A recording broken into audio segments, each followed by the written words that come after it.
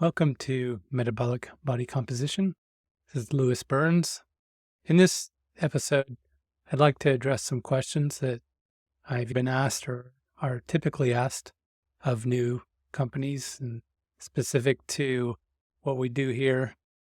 The first one is, what inspired you to start Metabolic Body Composition? For me, I've been trying different diets since high school, intently reading a lot of literature for more than a decade. The longest diet I was on was a paleo diet.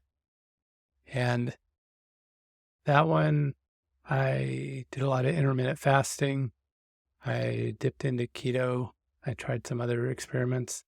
Over the years, my weight kept creeping up. And finally, I got so frustrated that I went on a bodybuilder cutting protein-sparing modified fast because I figured I just have to figure out how to control my weight. And doing a few series of that and then trying to switch to a cyclical keto diet. When I did the protein-sparing modified fast, I lost weight finally. And so I was really happy that I finally seemed to have been able to lose some weight, but it didn't speak much to food quality. And so it was very high carb, very low fat. It was very hard on my system. I ended up with a lot of digestive issues. I never got a formal diagnosis, but I was having a lot of symptoms of irritable bowel syndrome from having 4 or 5 bowel movements a day, not feeling like it was getting out. And eventually I ended up with hemorrhoids where I was actually bleeding. I went from one side of it, which the low carb community says you'll just lose weight naturally. That was never my experience. To the opposite end, where I was doing the hard on your body bodybuilder cut and compromising my health. I was looking for a way that I could do both. When I heard about carnivore diet, I was very skeptical at first. I thought everybody knows you need vegetables. So I read a couple books on them, Sean Baker, Paul Saladino, and looked at the research underlying it and thought I'd give it a try. I just felt so good after even the first meal that I thought I was just going to do it for a week, but I really just didn't feel like not doing it anymore after that. Now, my experience was that if you go into many forums or Facebook groups, you'll see people wanting to lose weight like I was before on the paleo diet. Usually the answers people are given are either you're not doing it well enough or long enough, or that it's not a diet for weight loss, it's just to heal your body. So I found that you can actually do both, and that you need to use the best of both methodologies, both the body composition approaches and the improving your metabolism through a proper human diet. I was able to successfully lose weight after I started applying both approaches, and I successfully lost it with calorie restriction, reverse dieting, and I improved my physical appearance and I feel great. So people have been asking me about it. I know a lot of people struggle with weight loss, despite the fact they follow all the advice, whether that's for fasting or for cutting out carbs. But that really is the inspiration, is that you can have both things. You can have a proper body composition that lets you look good and feel good and be good and improve your health all at the same time. The next question is, what does a typical day of eating look like for you on a carnivore diet? I start off the day with an essential amino acid drink and put a few vitamins in there too, some creatine. That's my pre-workout drink to start waking up for the day. I don't think that's required, the essential amino acids, but if you are on a calorie-restricted diet, then you need to make sure you're hitting your protein goals, and essential amino acids is probably the easiest way to do that. So after morning workout, I'll have eggs and bone broth for breakfast. Lunch and dinner, I'll have whatever meat I have available. So it's either chuck roast, ground beef, hamburgers. If we have steak, ribs, or brisket, if any of that's on sale, I usually just get whatever's on sale for the week and stock up in the freezer and take it out if there's not something else on sale. If I end up with leaner meats, like ribs can be pretty lean at times, then I'll add extra butter or sour cream. If I have pulled pork, and it dries out after a day or two in the fridge, then I'll reconstitute it with some lard or tallow to make it have more fat. If I do chicken, I might add some cream cheese to it. Same with fish. I'm trying to incorporate more fish because of the nutrient spectrum to make sure I'm getting as much as possible. I will eat liver at times. I'm trying to find out the best way to eat it. I know some people will just eat 1 ounce daily. I usually find it easier to get the 1/4 pound slices from the store and then just eat maybe once a month or every couple of weeks. Next question, what are your favorite healthy snacks for a keto or carnivore diet? My number one snack, especially for hiking, is pemmican that I make at home. I used Claude to make a new recipe, and normally it's just shredded, dehydrated beef with rendered tallow. I found the flavor for that's not the best thing I've ever tasted, so through a long dialogue with Claude, I made up my own trail bar. It's got bacon bits in it and a little pork rinds, and I ended up putting some egg powder in it, egg yolk, egg white, some collagen, and gelatin because I was trying to make it heat stable. When it was just the shredded beef and the tallow, on warmer days it would melt out and be messy to eat. I found that ground beef works better for this purpose than thinly sliced beef because the shredding makes it a harder texture to chew. If you've already got ground beef and then you dehydrated it, it turns into a nice Rice Krispie treat kind of texture, which is more fun. There are a lot of meat sticks or bacon. We'll cook a 3-pound pack of bacon all at once and keep it in the fridge and just you can snack on that, take that hiking. There's lots of good meat and cheese packs. Whether it's like prosciutto or mozzarella or something like that. I don't do it often, but boiled eggs would be good. At times, I've, over the past 4 years, used full-fat Greek yogurt. Sometimes I'll try to get minimally processed sausage. I have eaten cheese in the past, but I've found that difficult to measure, difficult to moderate. I'll eat a little bit of cheese and want some more cheese immediately. So the couple of times when my weight has fluctuated, it's usually been to eating too much cheese over weeks. How do you handle social situations while sticking to a strict diet? One, the diet doesn't feel strict to me. It feels like I can eat all of my favorite foods. I find it more freeing because I don't have to think so much about food and I'm not hungry between meals, especially if I'm just eating chuck roast. I'll just weigh out what I want to eat for the meal and that's the end of the thought process. So I find it really easy, but social situations, you just have to think about what you're going to say ahead of time. I'm happy to tell people about it if they ask. Most of the time they don't notice or ask, especially if it's like a potluck and people are just taking what they want.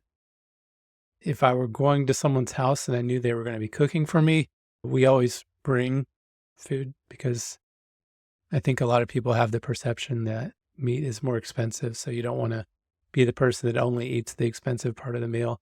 So we'll bring some meat to share.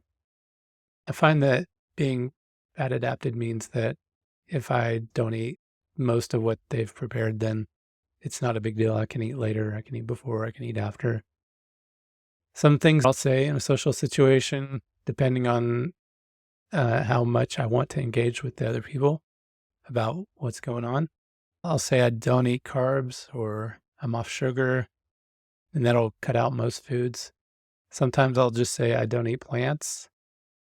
I was actually in a restaurant with everyone else that I was with at the time was vegan, and it was a vegan-friendly restaurant, but so they did have some meat, but I had to get it as a side dish because otherwise it was just all tacos and burritos. While I was waiting for them to prepare it, the vegans at the table asked what I got because mine was taking longer than the others. I just said, I got meat. They just looked at me like, what do you mean? When my food came out, it was just like shredded beef and some sauce. And so they're like, oh, you weren't kidding. You got meat. It's like, yeah. So it just depends on how much you want to engage with people and thinking ahead of time. That's the key. Most people, if you share, they have no problem with you're not eating the other stuff. Can I share some success stories? Yep. My personal one's the one I like the best.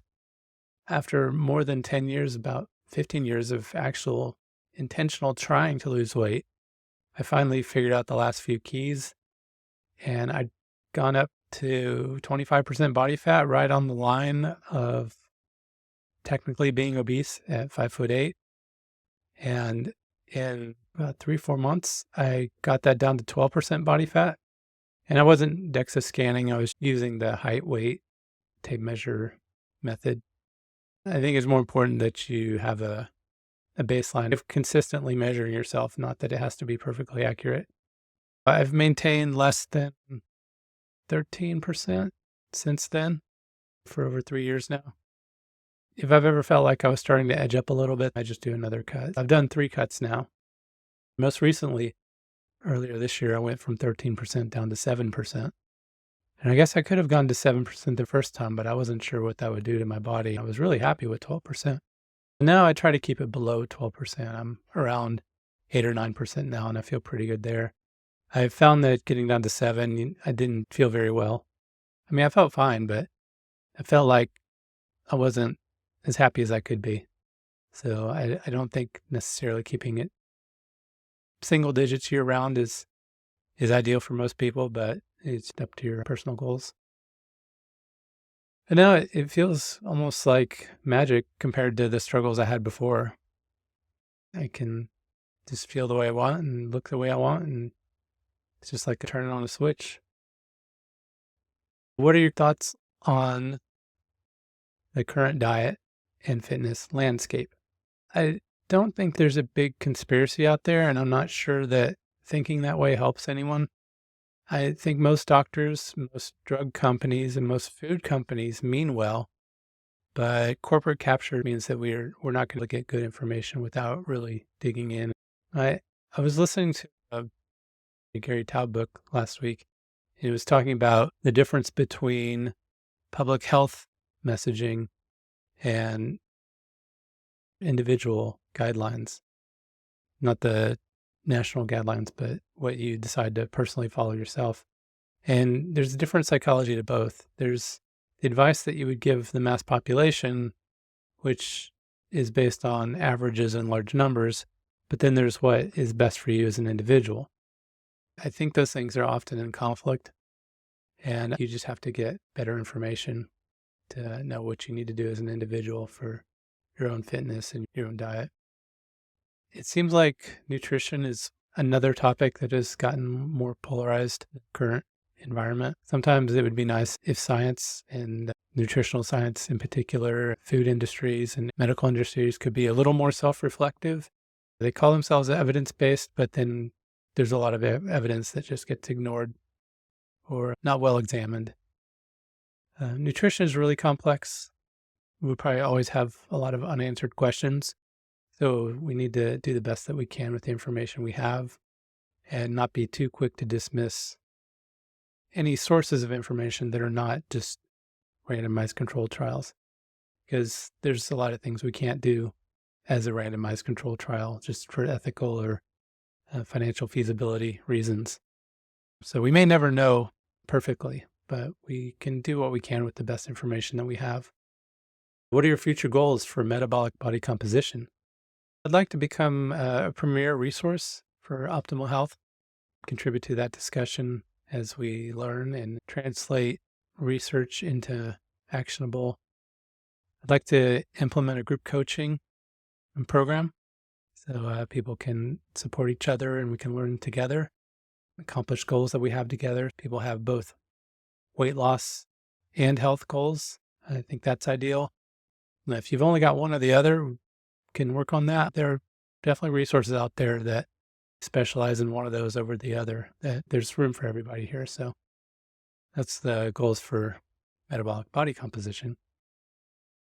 What are the benefits of group coaching for weight loss?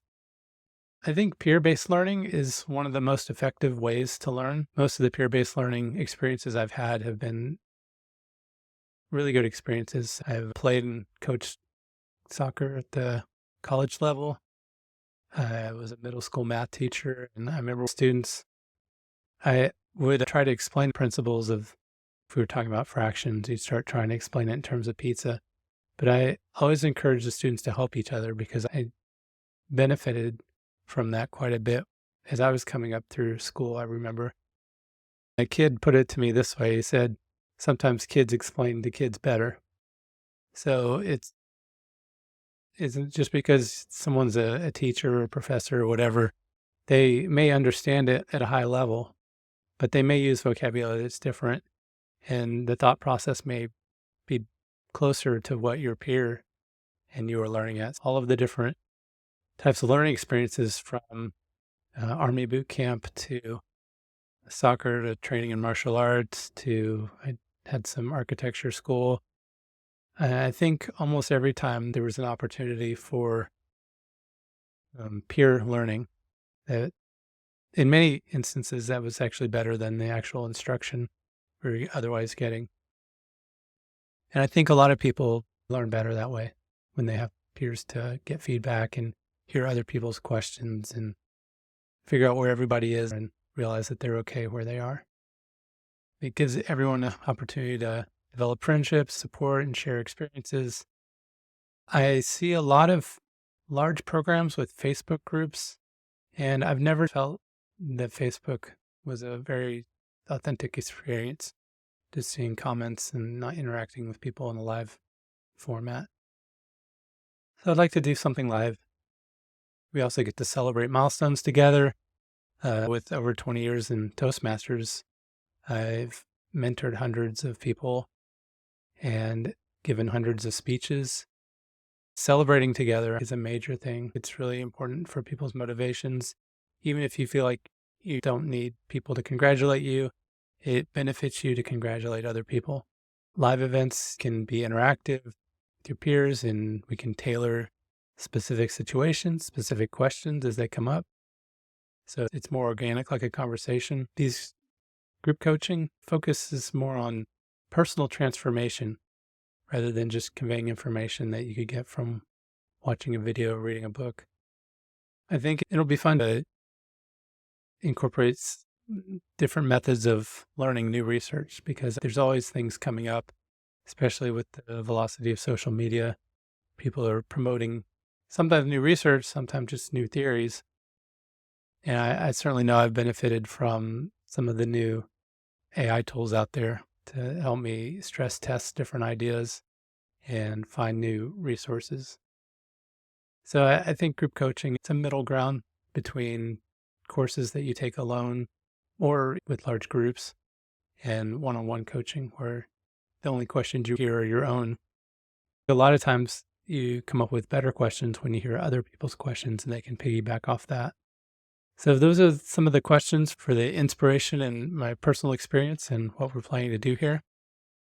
The next couple episodes, we'll talk about some other topics like diet and nutritional concepts.